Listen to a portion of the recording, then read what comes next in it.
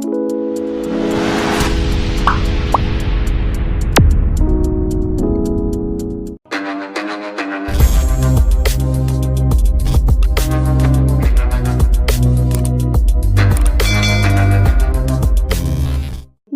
আজকে এটা হচ্ছে আমাদের ডিনারের মেনু।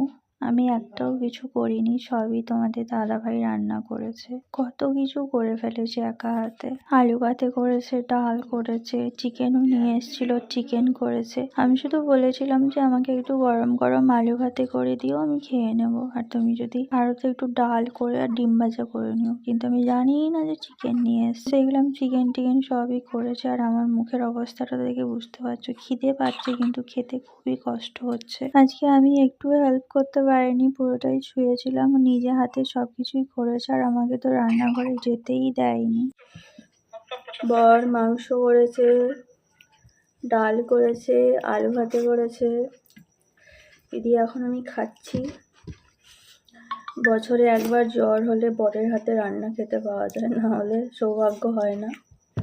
রান্নাটা কেমন হয়েছে? ভালো হয়েছে, তো নুন কম আছে। না না, এমনি ঠিক আছে, আসলে লবণটা বুঝতে পারেনি। লবণটা চেক করলে বুঝতে পারতো, লবণটা টেস্টই করেনি, ওই জন্য বুঝতে পারেনি। তবে এমনিতে খুব ভালো হয়েছে। রান্না এমনিতে ভালো করে। ডালটাও খুব ভালো করেছে, ডালটা দিয়েই আমি ভাতটা খাচ্ছিলাম। আলু ভাতেটা অনেকটা করে ফেলেছে, বুঝতে পারেনি প্রয়োজনটা।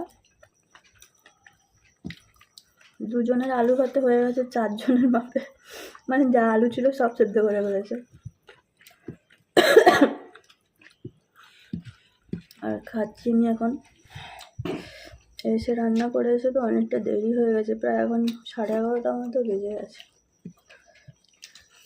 আমাদের দাদাভাই খাওয়া শেষ, আমি খাচ্ছি এখন। চলো সবাইকে tata, bye bye, good night.